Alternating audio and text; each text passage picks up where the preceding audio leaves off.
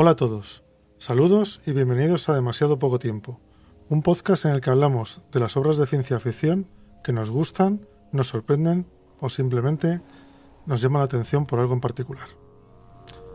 La verdad es que hoy traemos dos relatos que, en contra de lo que estamos haciendo últimamente, en los últimos programas, no tienen nada en común el uno con el otro. Vamos, ni se rozan. Tienen formas de escribir diferentes, extensiones diferentes, temas diferentes, todo diferente. Pero bueno, han pasado por delante de nosotros, nos han gustado y lo hemos traído aquí para compartirlo con vosotros. Porque en el fondo todo esto va de compartir los relatos y las historias que nos gustan. En este programa vamos a hablar de Los Grandes Reyes Lentos de Roger Zelazny y de Flores para Algernon de Daniel Case. Lo que no es diferente es que conmigo está, como siempre, Ricardo para hablar de todo esto. Muy buenas, Ricardo. Hola, buenas. Ya estamos otra vez por aquí para hablar de estas cositas que nos gustan, así que cuando tú digas, pues yo creo que nos lanzamos, ¿no? Sí, porque hoy tampoco es que tuviera... Como tampoco tenemos un tema así principal, pero bueno. Sí. Pues nada, nos ponemos al lío. Y recordad, la luz que brilla con el doble de intensidad dura la mitad de tiempo.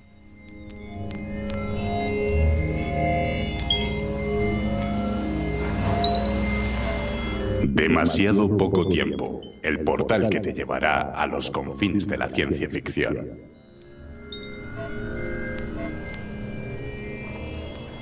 Bueno, y vamos a empezar por Los Grandes Reyes Lentos, de Roger Zelazny. Ricardo, ¿nos haces una pequeña bio de Zelazny? A ver qué fue de su vida. Pues sí, la verdad es que Zelazny es uno de esos autores un poco extraños en el mundo de la ciencia ficción, porque cuando lees sus relatos tienes la sensación de que es más un escritor de fantasía que de ciencia ficción. De hecho, gran parte de su obra entra más dentro del terreno de la fantasía. Pero bueno, yo creo que el relato que hemos elegido va a ir un poco más por el camino de la fantasía, pero tiene un componente, yo creo, de ciencia ficción que le vamos a intentar sacar un poco de partido. Pero bueno, vamos a hablar un poquito de Zelazny. Zelazny nació en Euclid, Ohio, en mayo de 1937 y ha sido ganador del premio Hugo en 6 ocasiones, que no es poco, y la verdad es que es uno de esos autores que o lo amas o lo odias. O sea, tengo amigos que me lo han recomendado encarecidamente. Yo reconozco que es un autor que me cuesta entrar en él, pero bueno, como hemos dicho, creo que 6 premios Hugo no son poca cosa, y supongo que se merece algo. Sí, es que además es un autor que, como se debate entre la ciencia ficción y la fantasía, también es normal que divida un poco a la gente. De hecho, yo cuando te propuse el relato tuve mis pequeños conflictos porque no sabía si traerlo porque tenía parte de fantasía y parte de ciencia ficción. Y Zelazny siempre está un poquito a caballo de las dos. Pero bueno, yo creo que es una Sí. buena decisión.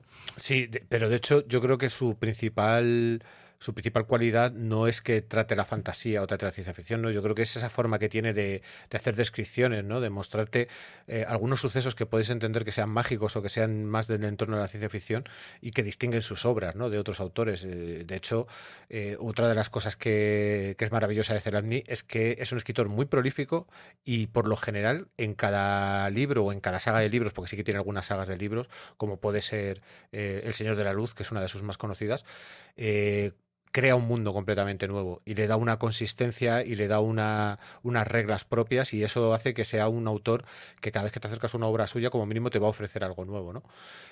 Bueno, por terminar un poco y por dar un detallito un poco más friki, decir que Zelazny ha sido miembro de los a ver si soy capaz de decirlo y que me disculpen la pronunciación en inglés, los Swordsmen and Sorcerers Guild of America, cuyo acrónimo es SAGA, que es un grupo de autores de fantasía heroica que se dedican básicamente, creo que, a la recreación de combates y cosas de ese estilo y tal. Y bueno, como último apunte bibliográfico, Zelazny murió en Santa Fe en 1995 a los 58 años. Es una pena porque creo que nos dejó demasiado pronto, ¿vale? Y bueno, la verdad es que pues sufría una insuficiencia renal a consecuencia de un cáncer de colon y bueno, pues eso, por desgracia en el 95 nos dejó. Creo que nos podía haber dado perfectamente 20 o 30 años más de sus obras, pero bueno, como hemos dicho, fue un autor muy prolífico y y muy bien valorado por los aficionados. Y por eso hemos decidido también en parte traer un relato de este autor. Sí, y ya sin más dilación empezamos con el cuento que nos trae. Los Grandes Reyes Lentos nos cuenta la historia de Drax y Dran, que son los dos únicos supervivientes de su raza, y que se reparten y gobiernan un planeta. Estos dos reyes tienen un único robot porque, por lo visto, también han tenido enfrentamientos antes, con lo cual ya te vienen diciendo que su raza es beligerante siempre y aunque solo queden dos, siguen siéndolo. Y al final tuvieron que tomar la determinación de tener solamente una especie de... solo un robot, un lacayo, porque si no, en cuanto tenían más de uno, por lo que intuyes de lo que van contando, se liaban en guerra. Es una cosa que siempre que me gustó mucho del relato. Sí, sí, es curioso porque, como tú bien dices, son beligerantes y están discutiendo constantemente. Pero no son abiertamente agresivos. O sea, es todo como muy dialéctico y yo creo que tiene mucho que ver con cómo está construido el relato y por cómo funciona esta raza, que ahora lo explicarás, entiendo. Pero sí que te explican que en algún momento dado habían creado más robots, pero esos robots al final acababan formando facciones y acababan en una especie de guerra, ¿no?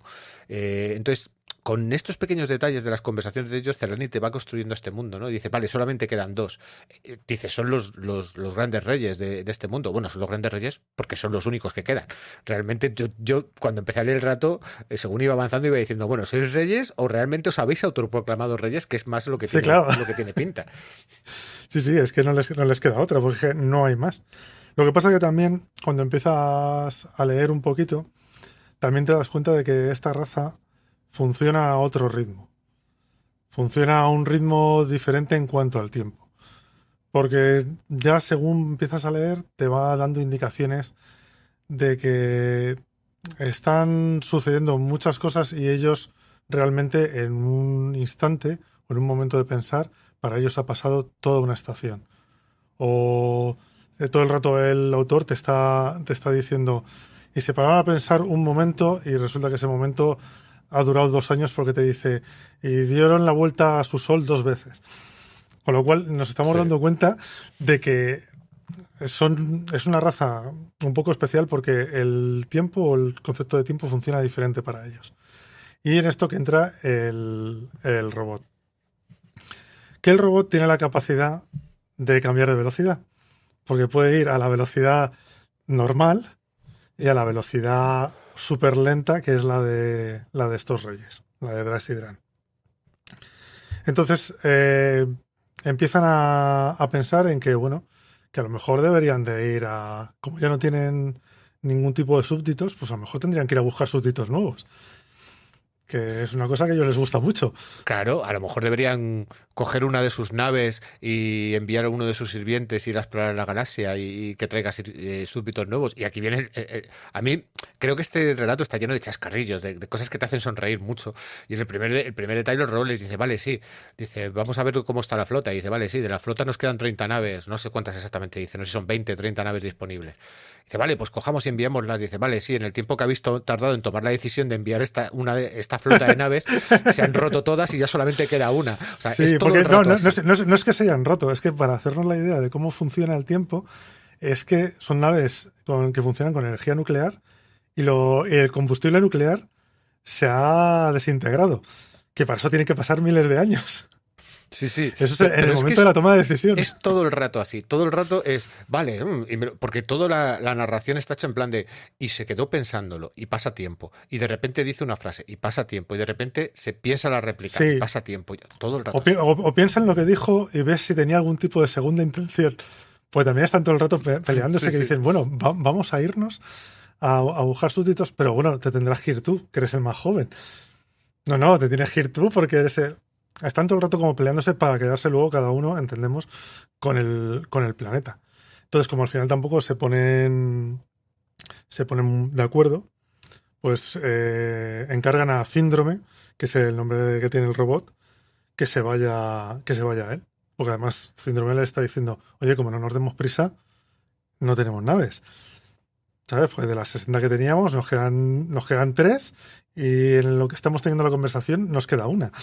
No recuerdo bien, pero creo que es que además el robot síndrome sí que había detectado que ya había un planeta con una civilización, que era el que iban a ir a contactarlos. Creo recordar que iba algo así, ¿no? No, lo que le dicen es que al robot que vaya a buscar nuevos súbditos y bueno, el robot coge, se va y tú sigues viéndolo desde el punto de vista de Drax y Dran y vuelve enseguida el robot y trae a 2 homínidos que se supone que son unos humanos, que ellos lo ven como que son un borrón marrón porque se mueven muy deprisa y le dicen, le puedes bajar un poco, les puedes bajar la velocidad porque no los vemos. Y el robot le dice que si les baja más la velocidad los mata. Entonces les dice, bueno, pues vete a buscar más. Entonces el robot los deja allí y se va a buscar más. En un instante después vuelve el robot otra vez para decirles que ya ha vuelto del viaje, que los dos le miran como diciendo, ¿ya? ¿Se has vuelto? Y dice, sí, ya estoy aquí otra vez. Pero como ha pasado tanto tiempo, estos homínidos han llegado a tener tecnología nuclear y han tenido una guerra termonuclear y se han aniquilado. Eso es lo que no recordaba. Sí. Y claro, dice, pero bueno, esas son las malas noticias. Las buenas es que la pareja que dejé aquí se ha reproducido y también ha hecho otra civilización tecnológica que también ha encontrado la energía nuclear y también se ha destruido. Sí, sí. La verdad es que en este sentido, a mí este relato, además te lo comenté en privado, cuando tú me lo pasaste, yo no lo había leído en su día, ¿vale?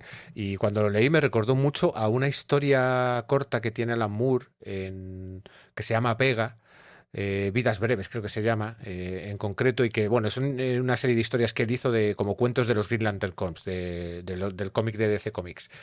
Y es parecido, ¿no? En ese cómic, en esa historia corta en concreto, hay 2 personajes que ellos se mueven, parece que se están moviendo a una velocidad, o sea, ellos cuando estamos desde su punto de vista, ellos hablan a una velocidad normal, pero el resto ven que se mueven de una manera muy lenta. Y este relato lo que hace es coger el punto de vista de unas criaturas insectoides que se acercan y ven 2 estatuas gigantes y dicen, aquí hay 2 estatuas. No, pero se mueven muy lentamente, se mueven y tal. Y entonces tienes un poco lo mismo que este relato, pero desde el otro punto de vista. Y a mí Sí, me desde el recordó punto de mucho vista del ser que se mueve deprisa, entre comillas. deprisa o a velocidad más acorde a la nuestra, por así decirlo, si Porque entendemos que los seres esos se mueven más lento. en este era donde decía, ese párpado el año pasado no estaba así, ¿no? Algo así era. Sí, algo así. Y es muy curioso porque yo, a ver, esto se lo cubrar, ¿no? Pero yo no me extrañaría nada que Alan Moore hubiera leído este relato de Zelazny, porque yo sé que él sí es lector de ciencia ficción y ha leído a Zelazny, porque en alguna entrevista le he oído comentar que ha leído la saga del Señor de la Luz. Y no me extrañaría que fuera inspiración directa, ¿no? De que dijera, hombre, pues esta idea tan buena de Zelazny le voy a dar una vuelta de tuerca poniéndolo desde el otro punto de vista. Pero vamos, simplemente era la anécdota que quería contar. Sí, porque además cuadra mucho para hacerlo en 10 viñetas, que yo creo que es lo que tiene ese. Sí, Es quiero una, es una- recordar es que una tira eran pequeña. 4 páginas y de viñetas grandes, o sea, no era una cosa muy, muy extensa. Sí, sí. Y bueno, como ven que nuestros 2 grandes reyes, como ven que con seres de sangre caliente, pues la verdad es que no han disfrutado mucho de sus. Ah, bueno, no, porque aquí. Ah, espérate, se me ha olvidado. Realmente, el pueblo que tenían allí, que se había multiplicado en su mundo mientras el robot había ido a buscar a los otros, es que resulta que mientras ellos hacen una proclama para darle las normas a sus nuevos súbditos, en lo que están pensándose el arranque de la proclama es cuando los otros consiguen tener la energía nuclear y aniquilarse los unos a los otros. O sea, en lo que tardan en escribir la Es proclama verdad. de que son los reyes y que tienen. Se me había olvidado ese trozo. Sí, sí, además es que creo recordar que además estos grandes reyes, que por eso se llaman los grandes reyes lentos, porque son muy lentos, esto forma parte del humor, creo recordar que al comienzo del relato hay algún momento en el que te dicen que son como una raza reptiliana o algo así, ¿no? Que también tiene un poco, encaja con esa historia de que ellos sean más lentos, que sean de sangre fría, de que su tiempo vaya diferente. Pero es un apunte que deja en una frase Zelazny, ¿no? Y dice, el resto lo construyes tú. La verdad es que me parece que en este sentido Zelazny con muy poquitas páginas te construye realmente no te está construyendo un mundo, porque el mundo no te lo va a enseñar. Te está construyendo a estos dos personajes que son los protagonistas, porque son los únicos habitantes de ese mundo y son lo único que necesitas para saber cómo funciona ese mundo. No, pero incluso así, con detalles como cuando mandan al robot a limpiar, pues dice, bueno, ¿y qué pasa? ¿No está limpio? No, es que me he ido de viaje, señores. No he podido limpiar durante estos años. Claro.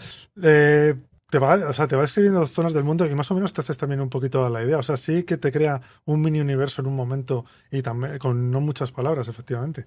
No necesita demasiado.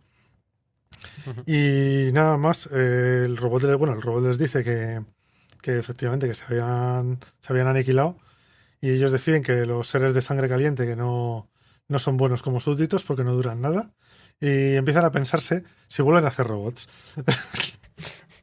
Es el gran final como, venga, otra vez, la burra al trigo. Claro, vamos a ver si la volvemos a liar. Porque en el fondo, los reyes lo que quieren es quedarse uno solo y ser el rey. Pero al final también está la ironía, ¿no? Y un poco el mensaje de sí, te puedes pegar con tu vecino para quedarte tú solo, pero es que te vas a quedar solo. ¿Y qué vas a ser? Vas a ser el rey de nadie.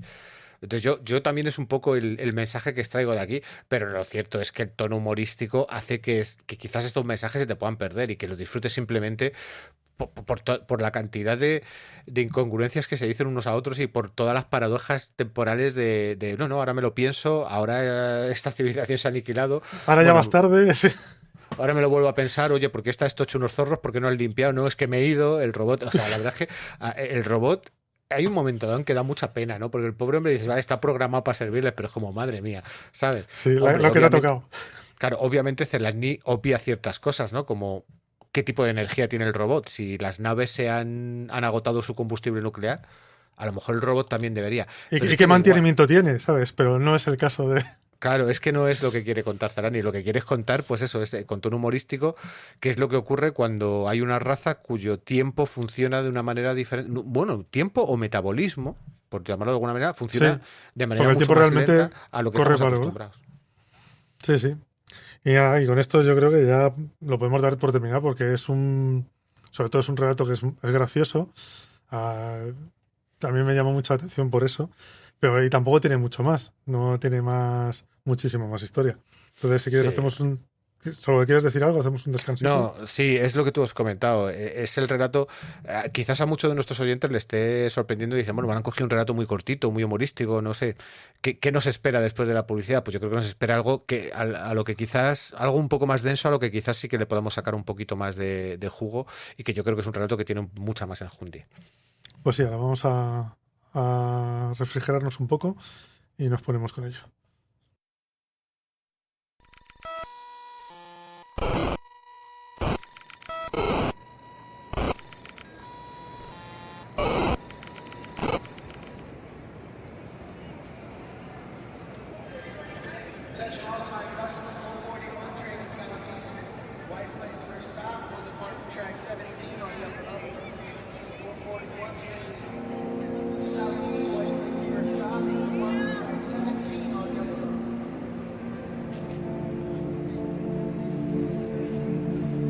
Muchos años más tarde, cuando hablara con un entrevistador o con un público compuesto por fans maduros en una convención de cómics, a Sam Clay le gustaría explicar, a propósito de la creación más importante de la que era autor junto con Joe Cavalier, que cuando era un chaval encerrado y atado de pies y manos en aquel tanque hermético que era Brooklyn, Nueva York, a menudo soñaba con Harry Houdini.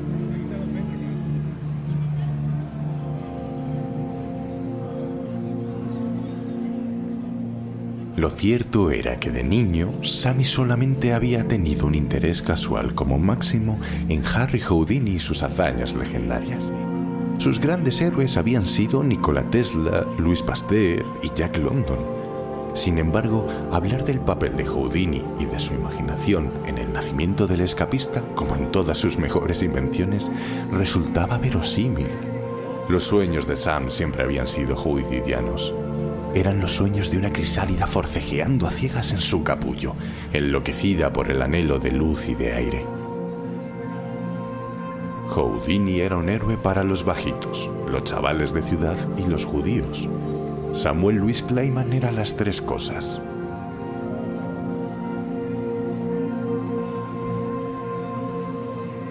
Tenía 17 años cuando empezaron las aventuras. Fanfarrón, no tan veloz a la carrera como le gustaría imaginar y con tendencia, igual que muchos optimistas, a la excitabilidad. No era guapo de ninguna forma convencional. Su cara era un triángulo invertido, con la frente ancha, la barbilla puntiaguda y una nariz roma y pendenciera. Tenía los hombros caídos y la ropa le sentaba mal. Siempre tenía aspecto de que lo acababan de asaltar para robarle el dinero del almuerzo. Cada mañana salía de casa con las mejillas impolutas de la inocencia personificada. Pero a mediodía el afeitado ya no era más que un recuerdo y la penumbra del vagabundo en el mentón no bastaba para darle un aspecto duro. Se consideraba feo, pero era porque nunca había visto su cara en un estado de reposo.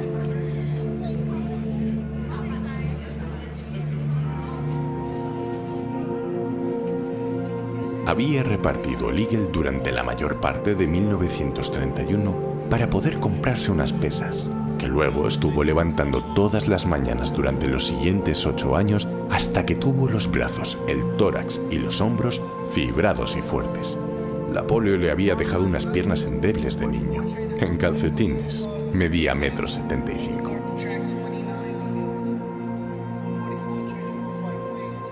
Igual que todos sus amigos, consideraban cumplido que alguien lo llamara al listillo. Tenían conocimiento incorrecto pero ferviente del funcionamiento de la televisión, la energía atómica y la antigravedad, y albergaba la ambición, entre otras 1000, de terminar sus días en las playas cálidas y soleadas del gran océano polar de Venus.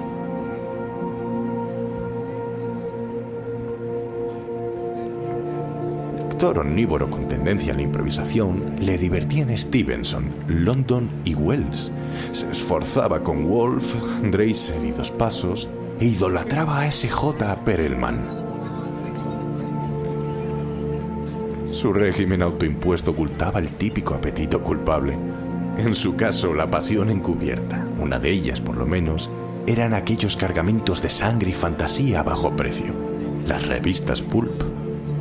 Había conseguido y leído todos los números quincenales de La Sombra publicados desde 1933 y estaba en trámites de conseguir las colecciones completas de El Vengador y El Hombre de Bronce.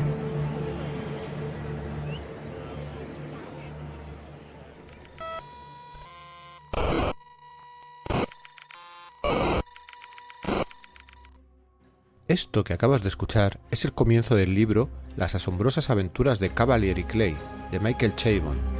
Si te ha gustado lo que has escuchado, puedes acudir a tu librero, a tu biblioteca o a cualquiera de tus amigos. Consigue el libro y empieza a leerlo.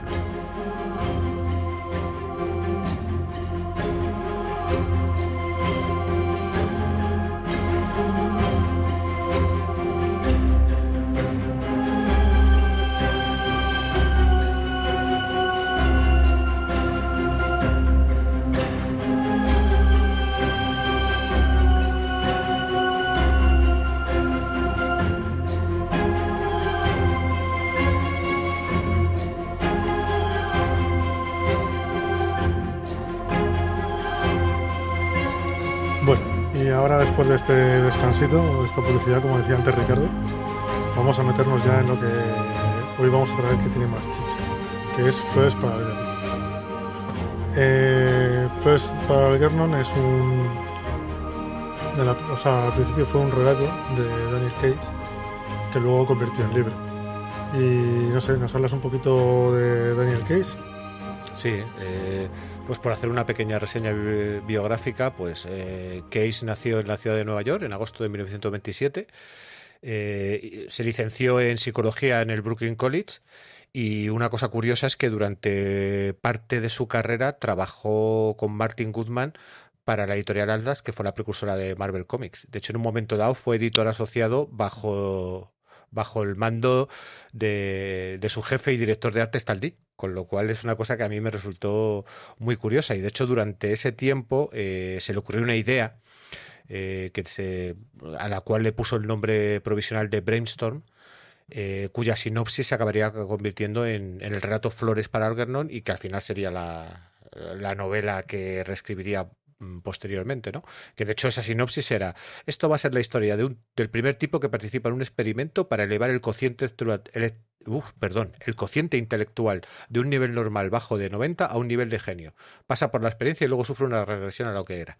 Cuando hablemos del relato veréis que la verdad es que se puede resumir prácticamente Básicamente así. es el resumen del relato. Sí, sí. Lo que pasa es que luego tiene mucha más chicha, realmente.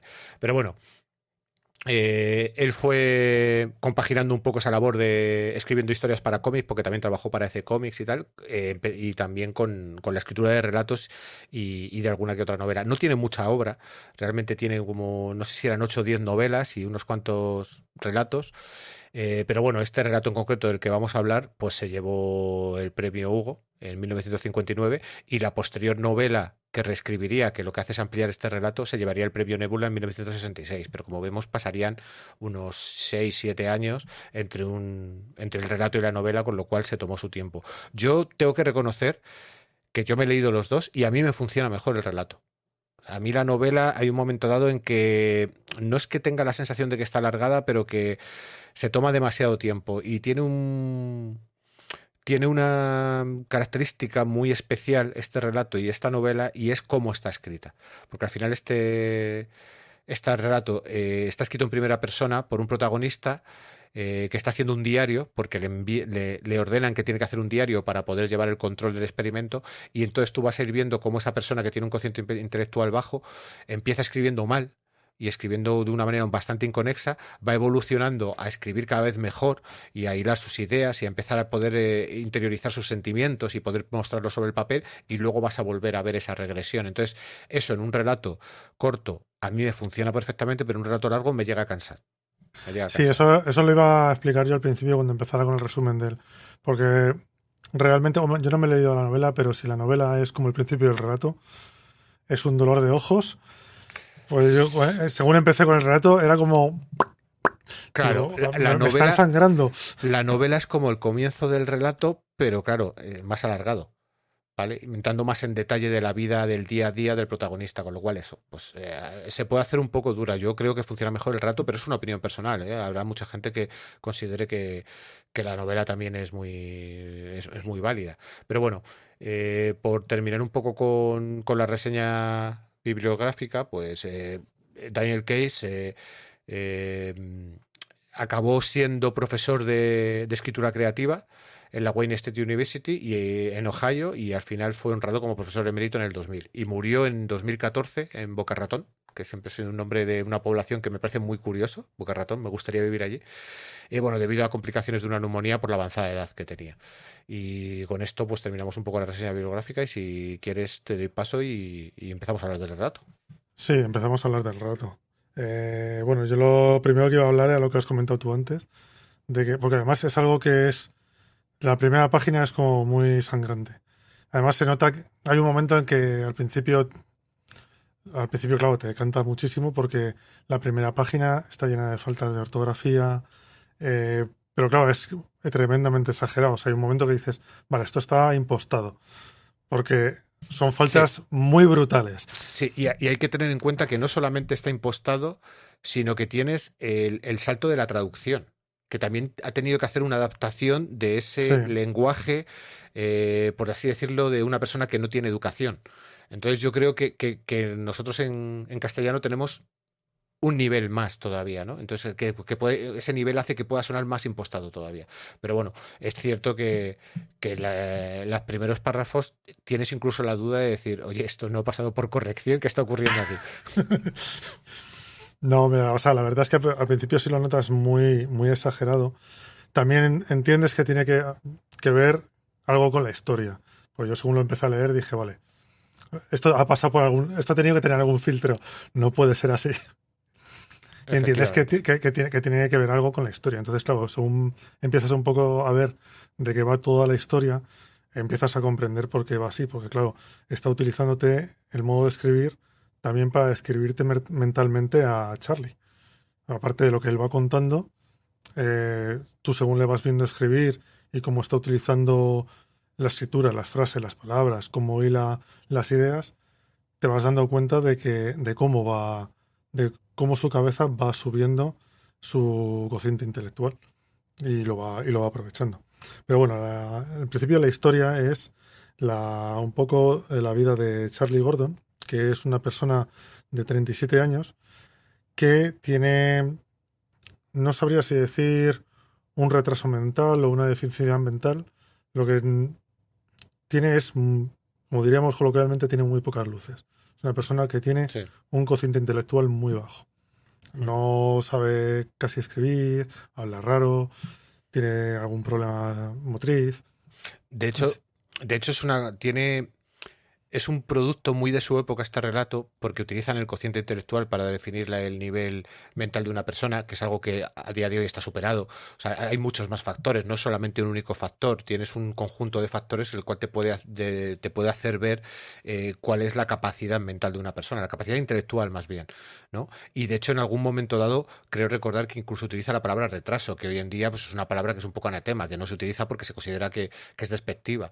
Entonces hay que tener en cuenta que este relato es de los años 50, de mediados de los años 50 finales. Sí, sí, y aún así en algún párrafo creo que dice que lo del cociente intelectual, que tampoco es una medida de lo listo o lo tonto que seas, es simplemente un parámetro que te ayuda a entender determinadas cosas, pero no te da la visión general. O sea que incluso para su tiempo, este hombre ya era llega un poco avanzado. Claro, es Hombre, psicólogo también. claro, este hombre había estudiado psicología, él estaba licenciado en psicología, con lo cual entiendo que esto lo manejaba bastante bien y de hecho durante los años 50, 60 y 70 la psicología avanzó muchísimo. Vale, no digo que el resto de décadas posteriores no avanzase también, ¿no? Pero se cambió mucho la percepción de lo que era una deficiencia mental, por así decirlo, a lo que se entiende ahora o lo que se entendía luego ya 10 años, 20 años después. Sí, y bueno, entonces el relato está dividido, como decía antes Ricardo, como en informes diarios. A Charlie le han metido en una especie de estudio, porque Charlie sí que va a clase, debe ir a clases nocturnas, lo que se suele llamar clases nocturnas, porque él tiene la idea de que si aprende a escribir bien y aprende a hablar bien, ese toque de inteligencia que él nota que le falta, que los demás tienen y él no, porque él sí es consciente un poco de que él no tiene el mismo nivel que el resto de la gente que le rodea. Entonces él piensa que yendo a clase eso le va a suponer que le va a entrar de repente por inspiración esa inteligencia que le falta. Entonces en esa clase le promueven como para hacer una especie de experimento. Entonces para empezar a él, o sea, el experimento es una cirugía, pero bueno, eso se lo dicen un poquito más adelante. Entonces a él lo que le dicen es, mira, te vamos a hacer varias pruebas y lo que sí que tienes que hacer es que queremos que lleves un diario. Todos los días escribe lo que te haya pasado, lo que se te pase por la cabeza, lo que sientas, lo que pienses, lo que sea, pero todos los días nos tienes que escribir un poquito de qué ha sido ese día. De hecho, en este diario vamos a entender el experimento a través de las propias palabras de Charlie. Todo el relato está en primera persona por Charlie. En ningún momento vamos a ver otra voz que nos diga lo que está ocurriendo, sino todo lo que él está sintiendo, ¿no? Y de hecho, en esos primeros avances del experimento, bueno, aparte de que vamos a encontrar el primer elemento que nos va a enlazar con el título, y es que le enseñan un ratón al que ya le han hecho ese tipo de experimento, ese tipo de cirugía, que ese ratón se llama Algernon, que es capaz de resolver un laberinto. Y a él le dicen que tiene que intentar resolver ese laberinto y de hecho la primera vez que lo intenta, pues él falla. Falla bastante miserablemente y él se siente mal. Pero sobre todo también tiene una serie de pruebas, pues quiero recordar que le hacen un test de Rorschach, le hacen entrevistas psicológicas y todo esto lo estamos viendo siempre narrado por el propio Charlie. Vemos como en un primer momento, con esa capacidad intelectual que se supone que tiene inferior, él no entiende lo que está ocurriendo, no entiende a los científicos que le están haciendo ese experimento, no entiende para qué sirve nada de esto, pero bueno, como le han prometido que él va a ser más listo, él está dispuesto a colaborar. Sí, pero incluso no entiende ni lo que le están pidiendo de las pruebas, porque le empiezan a explicar cómo es el Rorschach y él no termina de entender lo que le tiene que decir al psicólogo. Dice, me pide que busque cuadros dentro de las manchas y está nubilado, no encuentro un cuadro dentro de las manchas. Es que son manchas. ¿No? Claro, es que son manchas. No entiende que lo que tiene que decir es a lo que a él le recuerda. Y tiene otro test que también le pasa lo mismo. Y efectivamente le ponen con Algernon, que es el ratoncito de laboratorio, y le gana y él se siente mal, y esa prueba con Algernon la hace varias veces además. O sea, y él ve y dice, es que es un ratón muy listo porque le han operado Y tiene que ser muy listo por eso. Y claro, él se sigue sintiendo mal. Entonces, bueno, ya de ahí terminan las pruebas, le hacen la operación, que es una operación en la cabeza. No dan tampoco detalles porque es lo de menos. Y te ponen te dicen que es una operación, que una cirugía, que te va a subir la inteligencia y ya está, sin más. Y ya le cogen y le dicen, cuando ya se recupera un poco de eso, le dicen que nada, que tiene que empezar a trabajar otra vez, normalmente, que tiene que seguir haciendo sus diarios todos los días y que no le diga a nadie que le han operado, que están haciendo un experimento con él. Y tiene que seguir yendo a su clase. Sí, sí. De hecho, aquí es como vamos a empezar a ver un poco la vida, el día a día de Charlie fuera del experimento, ¿no? Como él trabaja en esa fábrica de plásticos y cómo él está muy a gusto con sus amigos, con lo que él llama amigos, podríamos decirlo amigos entre comillas, porque le tratan bien y se ríen y están todo el rato con bromas. Pero claro, tú que estás leyendo como espectador todo lo que le está ocurriendo, te das perfecta cuenta de que lo que están haciendo sus amigos es mofarse del tonto. O sea, de hecho, el principal trabajo que tiene Charlie dentro de la fábrica, uno de ellos es limpiar los baños. Y hacen bastantes bromas al respecto, ¿no? Entonces vas viendo cómo esa relación que tiene, la relación que tiene con su casera, que también que le trata como si fuera un niño, ¿no? O como que le quiere proteger y cuidar, la relación que tiene con su maestra, todo eso lo vamos a ir viendo en el diario de Charlie, pero a la vez vamos a ir viendo cómo ese diario empieza a evolucionar, empiezas a ver un cambio, y no solamente vas a ver el cambio en La ortografía. en la ortografía, en la forma en la que él va escribiendo, sino también, claro, vas viendo cómo él se empieza a dar cuenta de cómo funciona el mundo que le rodea respecto a él, porque él está empezando a ser consciente de otras cosas. Yo creo que uno de los saltos que pega este relato es que correlaciona la inteligencia con la propia acepción, ¿no? Con que te des cuenta tú mismo de cómo te tratan los demás, de cómo eres tú y de que empiezas a tener una serie de conexiones que te hacen... Que en el fondo yo creo que lo que te hacen también es hablar un poco de ética, ¿no? De cómo debes tratar a las personas y cómo le tratan a él. Entonces a mí me parece que esa parte del relato te establece perfectamente cómo es su mundo, su día a día y cómo ese mundo va cambiando. Y de hecho esos cambios que tendrá pues van a tener consecuencias en la vida de Charlie. Sí, porque claro, lo que va teniendo es una expansión de conciencia, entre comillas, porque realmente es capaz de procesar muchos más datos y mucha más información que lo que hacía antes, con lo cual su mundo se amplía muchísimo. De hecho, él empieza a notar que se mofan de él cuando me parece que era cuando salen a un bar y está bailando con una chica y le están haciendo la zancadilla todo el rato y se da cuenta de que se están riendo todos, pero él no. Y hay una que dice, es que este es un bromista. Y es el primer momento en el que verdaderamente se da cuenta de que se están riendo de él, no se están riendo con él. Entonces, de repente nota la vergüenza de que, hostia, se están riendo de mí. Sí. Pero porque soy tonto. Claro. Y de hecho, quiero recordar que no sé si es en esta situación o en un episodio anterior en ese mismo bar, le obligan a beber. O sea, le dicen, no, hombre, tienes que beber, no pasa nada. Le emborrachan y le dejan abandonado en medio de la calle. Que quiero recordar que le llevan a su casa, no sé si se lo encuentra la policía y se lo lleva a su casa. La policía le lleva a su casa. Claro, sí. O sea, es que... Eso es antes de empezar a tener un poquito más de Claro, entonces conciencia. eso es en un episodio anterior, con lo cual ya vas viendo que los amigos que él creía que tenía, pues no son tan amigos. En el fondo lo están utilizando como un mono de feria, por así decirlo. Sí.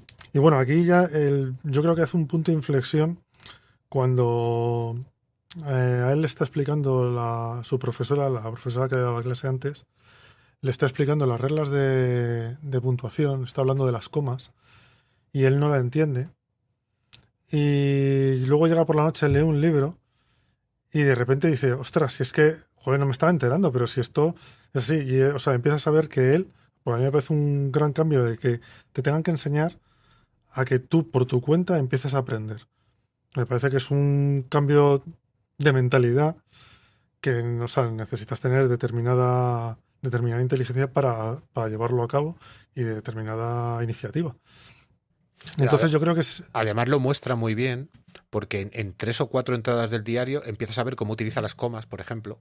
Que la primera entrada cuando descubre las comas es una locura, está lleno de comas, no tiene ningún sentido, y en 2 o 3 entradas posteriores ya las utiliza bien, ¿no? Entonces, creo que es parte de la fuerza de este relato, ¿no? El que a través de cómo está escrito te esté dando muchísima información de cómo está funcionando su mente, ¿no? Y me parece que es muy interesante. De hecho, llegará a un punto en que se vuelve bastante inteligente, bastante más inteligente que incluso sus compañeros de trabajo.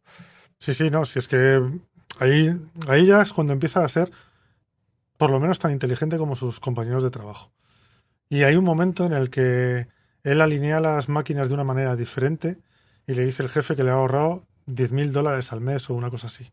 Con lo cual ya empieza a ser un poquito más. Y es cuando todos sus compañeros se empiezan a dar cuenta de que ha cambiado y empiezan a tener el problema de que se dan cuenta de que él sabe cómo le trataban y de repente, ¿qué hacen? Negar la mayor y decir, pues no le queremos aquí.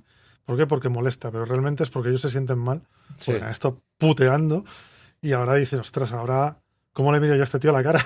Claro. De hecho, van a su jefe y le piden a su jefe que le despida, que no quieren a ese tío aquí, que no. Y cuando el tío, o sea, cuando Charlie ha demostrado en varias entradas anteriores del diario que es beneficioso para la fábrica, que le ha hecho ganar dinero a la fábrica, que está haciendo, como ya empieza a tener una inteligencia, empieza con una inteligencia incluso a la par que sus compañeros, pero ya creo que llega un momento en que te tienes bastante claro que su inteligencia ya está por encima, es un elemento muy valioso, pero la presión del grupo hace que vayan a su jefe y pidan que le despidan, y él, al darse cuenta de eso, creo recordar que renuncia directamente. Dice, Sí, mira, él si renuncia no me y queréis dice que aquí, se va, yo que me voy. ahí os quedáis. Efectivamente. También en estos momentos te enseñan cómo él se está enamorando de la profesora, porque de repente empieza a entender todas las cosas que dice, todas las cosas que habla, la empieza a ver de una manera diferente. Ese cambio de percepción que está teniendo porque le está aumentando la inteligencia. Y claro, llega un momento en el que él empieza a ser también más listo que su profesora y empieza a notar que no tiene de cosas con las que hablar con ella. Que eso es otra cosa también. Sí. O sea, está pasando al punto contrario. Ujú. O sea, se está pasando ya de listo y el problema que tiene es que no es capaz de conectar con alguien que tiene menos inteligencia que él y empieza a volver a dejar de tener comunicación porque realmente no sabe comunicarse o no sabe bajarse a ese nivel para poder mantenerlo. Sí, está un poco en el punto en el que estaban sus compañeros cuando trataban con él. Lo que pasa que él tiene la empatía como para no despreciar a una persona que es menos inteligente que él. De hecho, en ese momento yo creo que él es cuando empieza a entender los experimentos que hacen con él, los test de Rorschach, las pruebas, empieza a empatizar con los... A empatizar no, más bien a interactuar con los científicos y llegará un momento incluso en que supera a los propios científicos que le están Sí, haciendo sí, los pero experimentos. en ese momento es cuando él efectivamente él empieza a estar más o menos a la altura de los científicos, que le empiezas a leer, que dice, pues hombre, tal no es tanto. Es muy bueno en lo suyo, pero a nivel social es un poquito, no sé, y luego le sacas de su tema y ya no te puede decir tampoco nada. Y debería de por lo menos leer a no sé quién en chino o en alemán, porque, joder, si tienes que leer a alguien que te está contestando a tu tesis en otro idioma, deberías leerle en su idioma para no perderle. Sí, claro, porque de hecho en este momento él empieza a aprender idiomas. Él decide que si quiere amplificar su conocimiento tiene que leer libros en otros idiomas y empieza a aprender idiomas. La verdad es que es muy interesante porque todo esto, como digo, puede que esté resultando un poco pesado, pero todo esto te lo está transmitiendo a la vez a través de un diario que está escribiendo el protagonista con sus pensamientos internos. O sea, a mí me parece que es la potencia de este relato, de cómo está escrito realmente. Sí, sí, de cómo te transmite la historia, porque te la va transmitiendo según la vas leyendo. Y ya llega un momento en el que él es más listo que también los científicos que han hecho la operación, y está un día en un restaurante y ve a un a un camarero, que se le cae una bandeja llena de platos, y él identifica la cara que tiene el chaval, el camarero, con la que él tenía antes. O sea, él se ve reflejado cuando era menos inteligente, se ve reflejado en él y decide que, coño, si está teniendo un cerebro bastante más inteligente de lo normal, pues está triplicando su inteligencia, que por qué no va a poner ese cerebro al servicio de ese tipo de gente, ya que a él le ha dado la posibilidad de poder salir de lo que hacía y expandirse, porque no se, es cuando entra en la investigación ya sobre la cirugía que le habían hecho a él. Y acto seguido es cuando ya sabemos que Algernon tiene un decaimiento. deja de comer, se pone irritable y deja de moverse. Que es cuando se empiezan a preocupar todos, pues de, joder, si le está pasando al ratón, a ti a lo mejor te puede pasar también. Ujú. Sí, sí. De hecho, ese momento es un poco el punto de inflexión suyo, ¿no? Porque de repente Charlie se da cuenta de que puede tener una cuenta atrás, de que puede tener una fecha límite, ¿no? Y entonces es cuando empieza a investigar pues todo lo que puede sobre la experimentación. De hecho, cuando se da cuenta de que Algernon está teniendo ese decaimiento, que al final Algernon fallecerá, toda su investigación él lo llama el efecto Algernon-Gordon, ¿no? Está poniéndose a la par del ratón. Y de hecho, cuando el ratón muera, Charlie lo cogerá y se lo llevará a su casa y lo enterrará en el patio de atrás. ¿Vale? Y le dará una sepultura en un momento que es bastante emotivo, ¿no? En ese momento él ya ha puesto su destino junto con el del ratón, ya sabe lo que le va a ocurrir, con lo cual el tiempo corre y no tiene más remedio que intentar aprovechar todas las horas del día, ¿no? Y todo eso se refleja, la sensación de premura está en los diarios de Charlie. Sí, porque efectivamente él ya sabe que si al ratón le ha pasado, él tiene muchas posibilidades y de hecho él empieza a hacer investigaciones día y noche trabajando a todas horas y lo que descubre y que le manda a los doctores es que su decaimiento es inevitable. O sea, que con esa técnica no se puede realmente no se puede realmente ampliar la inteligencia, o por lo menos no se puede ampliar la inteligencia como realmente se querría, que es para que la tenga siempre. Lo que esa técnica lo que hace es que te sube la inteligencia muchísimo, pero igual que estás, estás subiendo la luz mucho, vamos a decirlo con esa metáfora, también el filamento de la bombilla está sufriendo más y llega un momento en el que se apaga y se apaga mucho antes de lo que se debería haber apagado. Ujú. Y aquí ya es cuando empieza también una parte que es como muy triste porque empiezas a ver el deterioro. Porque una vez que él ya ha llegado a esa conclusión, ya empieza la parte del deterioro. Y la parte del deterioro es que él empieza a notar, bueno, aparte de que tú empiezas a ver que su expresión escrita Claro, es diferente, claro. empiezas a volver a como empezabas, Sí. con faltas, con expresiones raras, con todo esto. Él también va viendo que tiene problemas de amnesia, te dice que de repente se levanta un día, ve sus escritos de hace 2 semanas y parece que lo ha escrito otro porque no entiende ni la mitad de las palabras. Sí, Pues esa cosa que es una degeneración, es una demencia, que siempre es muy triste y es muy, muy jodida. Y claro, pero está muy bien reflejada también, claro, porque vas viendo cómo va perdiendo sí. todas las habilidades. De hecho, hasta el punto de que tiene que dejar su trabajo en la investigación porque ya no tiene capacidad intelectual como para poder continuarla, ¿no? Hay un momento dado que los científicos le habían dado trabajo porque era un tío muy válido, pero llega un momento que ya no es válido y se ve obligado a volver a pedir trabajo a la fábrica donde trabajó, ¿no? Y eso es uno de los momentos más demoledores, aunque hay un episodio que tiene un pequeño rayo de esperanza, ¿no? Y es que hay un momento dado que está en la fábrica, está un poco como al principio, ¿no? Él vuelve a ser una persona intelectualmente inferior y hay un momento dado en que te cuentan que hay un obrero nuevo, un operario, que empieza a hacer mofa de él y empieza a reírse de él exactamente como se reían sus compañeros, pero en ese momento uno de sus compañeros es el que de repente sale a defenderle, ¿no? Y le dice, oye, no, perdona, de Charlie no te rías. Charlie es una persona muy válida, Charlie es una persona que nos ayuda mucho y ya ha habido un cambio, ¿no? Parece ser Sí, que empiezan y yo creo que es el cambio que es la empatía, ¿no? O sea, han visto cómo esa persona ha mejorado intelectualmente y luego ha vuelto a bajar y ha generado la empatía, que a mí me parece que aquí hay uno de los mensajes que da el relato, ¿no? Es ponte un poco en el lugar del otro para tener un poco de empatía y saber qué es lo que ocurre. No esperes que esté siempre a tu misma altura para tener esa empatía. sí, y bueno, y también no sé si es solamente empatía o que también, claro, les da directamente pena. O sea, es un tío que le han estado puteando, hablando mal y pronto.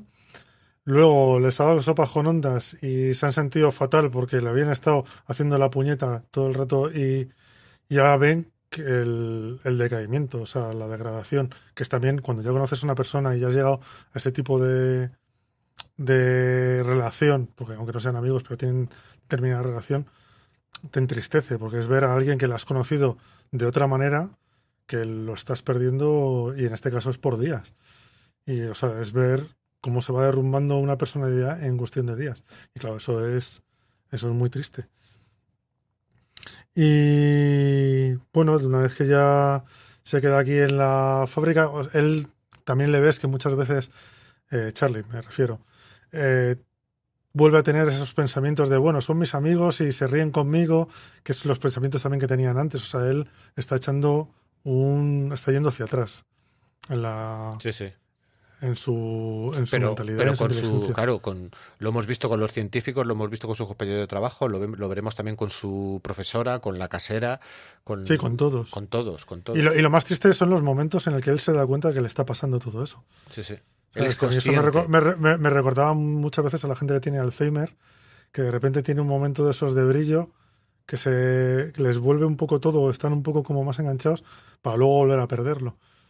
¿Sabes? Son Sí, como momentos. a mí también me hace reflexionar con un pensamiento que he tenido muchas veces, porque a ver, al final una persona, cuanto más lees, cuanto más conoces del mundo, por ejemplo, estar muy informado, intentar leer varios medios y saber qué es lo que está ocurriendo, cuanto más sabes de cómo funciona el mundo, en el fondo, muchas veces yo tengo la sensación de que es más difícil ser feliz, porque sabes lo que hay a tu alrededor y te das cuenta de que el mundo, pues muchas veces es puro caos, puro azar, y es una maquinaria que no para, por mucho que tú intentes entenderla, sino que la maquinaria va a rodar y te va a arrollar, ¿no?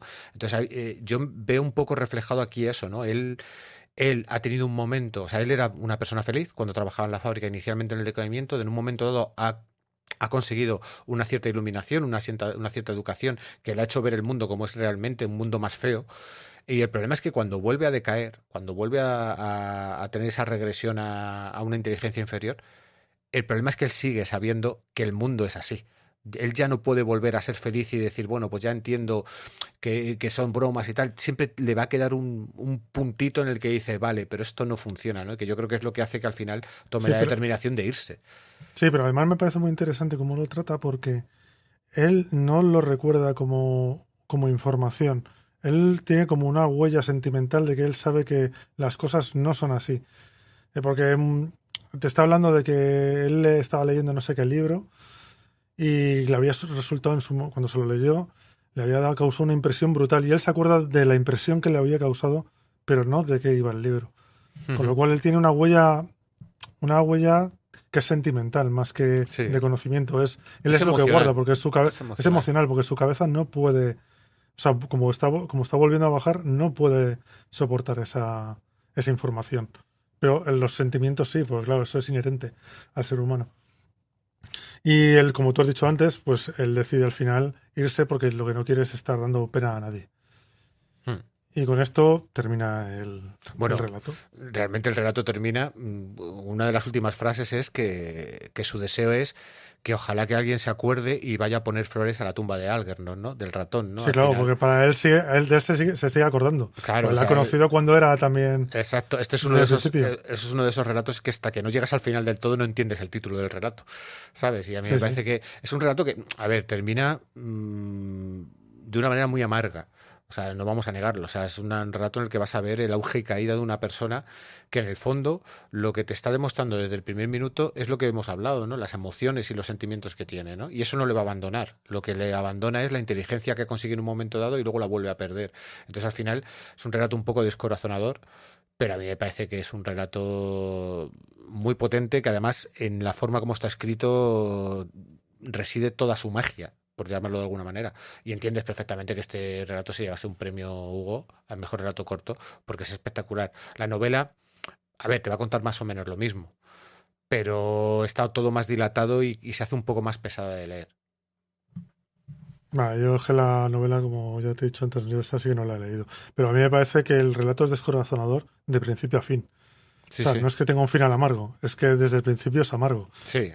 Porque realmente tú estás viendo cuál es su vida, lo que le está sucediendo, y lo mires por donde lo mires, siempre hay un toque amargo en todo. Bueno, yo creo que tiene un momento, un momentito de luz, cuando él alcanza un Está cierto. enamorado de la. Sí, alcanza un cierto nivel de inteligencia. Aquí el autor juega con darte esperanzas, ¿no? De que este experimento va a salir bien. ¿Sabes? De hecho, este relato, por lo que he leído en alguna entrevista y tal, parece ser que lo lo ofreció a varias editoriales, tanto el relato como la novela, y lo que ocurría es que las editoriales lo que querían era que le diera un final feliz al relato, ¿no? Que al todas querían que tuvieran finales felices. Exacto. Y además se lo echaron para atrás 5 o 6. O sea, no Sí, fue sí, uno. exacto. Y él dijo, no, es que este relato, la potencia que tiene es que no tenga un final feliz. Está clarísimo. De hecho, sé que hay varias adaptaciones cinematográficas de TV movies y tal, y incluso hay una película de los años 60. Yo no la he visto, no sé exactamente cómo será, pero me parece curioso que la industria de Hollywood haya comprado una película que termine tan descorazonadora como el relato. Entonces no sé si alguno de los oyentes ha visto la película y nos quiere dejar ahí en comentarios, o nos quiere escribir algún correo diciéndonos, oye, pues la película merece la pena porque es respetuosa con el relato y tal. Pues hombre, yo lo agradeceríamos porque yo reconozco que no la he visto y no sé exactamente si Hollywood pasaría por el aro de los deseos del autor. Sí, porque además yo creo que en esa película el actor tuvo un Oscar o algo así, ¿puede ser? Creo que sí, el actor y... No sé si el actor y la actriz también, o algo Es así. que me suena, era Charlie a secas o algo así la Sí, película. la peli se llama Charlie a secas, sí. Sí, Sé que pues, luego hay también otra TV movie, que no recuerdo cómo se llama, que la protagoniza Matthew Modine, que es de los 90. Creo que hay una adaptación francesa también. O sea, creo que es la típica historia que se ha adaptado varias veces, ¿no? E incluso en algunas de las series de antologías de ciencia ficción que llevan realizándose desde los años 60, pues también creo que en algunos momentos se ha adaptado. Pero la verdad es que si este relato se llega a publicar con un final feliz, yo creo que hubiera perdido toda su potencia, ¿no? Porque en el fondo es un juego de estilo que te está llegando. Simplemente ese estilo lo que te está haciendo es transmitirte lo que le está ocurriendo al protagonista. Entonces es un juego de estilo en el que vas viendo de la degradación a la perfección y luego cómo vuelve a caer, si hace la campana perfecta. Entonces al final eso es lo que hace que el relato tenga potencia. Si realmente solamente hubiera ido hacia arriba y terminase hacia arriba, yo creo que la gente no recordaría este relato tanto. sí, es que es un drama y como tal tiene que terminar mal. Las cosas como son. Exacto. O sea, sí, si no tendría sentido. Porque si no sería una historia más. Exacto. Lo que le hace brillar a esta historia es precisamente que termine mal, yo creo, ¿no? Y que durante todo ese camino en el que has visto el viaje de Charlie, te esté haciendo reflexionar en cada momento de su viaje intelectual, ¿no? Desde el principio, cuando él tiene un nivel bajo y todos sus amigos se ríen de él, hasta cuando él está en el punto álgido, ¿no? Que él de repente es mejor que los científicos, ¿no? O sea, todo eso te está haciendo reflexionar, ¿no? De cómo muchas veces los seres humanos juzgamos a la gente por su capacidad intelectual, pero también en un momento dado Charlie juzga al resto por su capacidad intelectual. O sea, no podemos acusar a alguien de algo que es inherente a nosotros, ¿no? Que al final siempre estemos jugando a tú eres mejor que yo, tú eres peor que yo. Porque al final es inherente al ser humano, ¿no? La propia supervivencia de la especie nos ha hecho llegar aquí pues intentando mejorarnos a nosotros mismos, intentando ser mejores que otros, y al final también hay un componente de lucha tribal, ¿no? Siempre ha habido líderes, gente abajo y todo ese discurso, todo eso lo puedes rascar de este relato, ¿no? Te puedes quedar un poco más en el relato y en las sensaciones, pero creo que a poco que te pones a pensar de cómo funcionamos como especie, como sociedad más que como especie, ¿no? De cómo interactuamos como sociedad, le puedes sacar muchos mensajes a esta historia.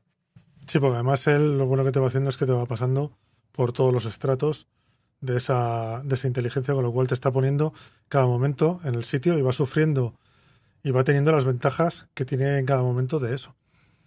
Pero bueno, pues yo creo que ya no tengo nada más que comentar de esto, ¿eh?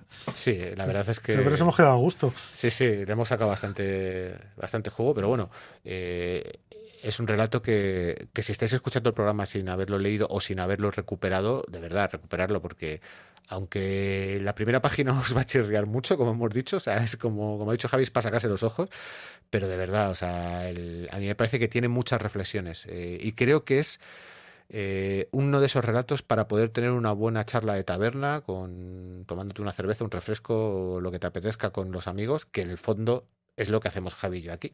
Es como estar en una taberna. Realmente nos gustaría grabarlo en una taberna, pero claro, el ruido ambiente creo que no sería tan agradable. Iba a ser un poquito más, sí, iba a ser un poquito preocupante, sobre todo para mí, que luego lo edito. Exacto, pero bueno, la verdad es que yo creo que es eso, es un relato que da para mucha reflexión y espero que os hayan parecido como mínimo interesantes las que hemos hecho nosotros. Pues nada más, yo también espero que os haya interesado los dos relatos. Pues el primero también merece la pena, es completamente diferente a este, ya os lo he dicho al principio, pero también merece la pena. En ese te vas a estar riendo también un ratito, no es como este. Y bueno, yo creo que hasta el siguiente programa nos podemos despedir ya. Así Sí, que yo creo que sí. De todas maneras, como este programa ha terminado un poco en bajona, quizás si hacéis el ejercicio de leer los relatos, lo podéis leer en orden inverso y acabaréis Al con revés. el humor. Exacto. Sí. O sea, aquí os hemos, así vais de abajo arriba. exacto, os hemos jugado una pequeña mala pasada, pero creíamos que dejar el plato fuerte para el final era mejor. Pero bueno, espero que sepáis perdonarnos. Pues nada, venga, hasta la próxima, hasta luego. Venga, un saludo.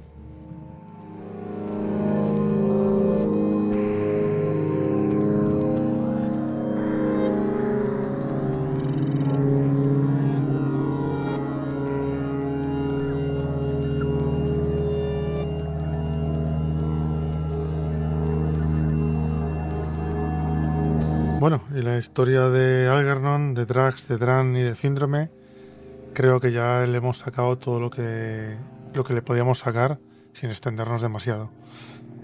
Esperamos que, como siempre, que os haya gustado y que por lo menos os haya parecido interesante.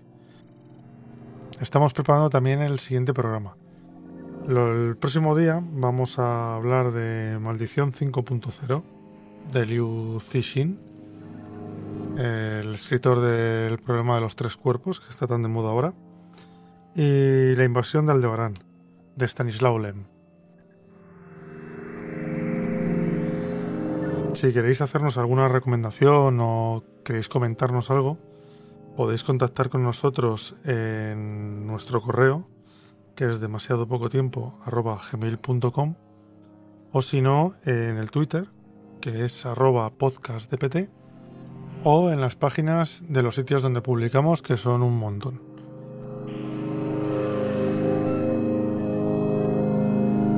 También, como siempre, dar las gracias a Jimbur por ayudarnos con las locuciones y con las cuñas, y a Teutidae por dejarnos usar la música que usamos para la entrada y para la salida del podcast. Y ahora sí que sí. Me despido hasta el siguiente. Venga, hasta luego.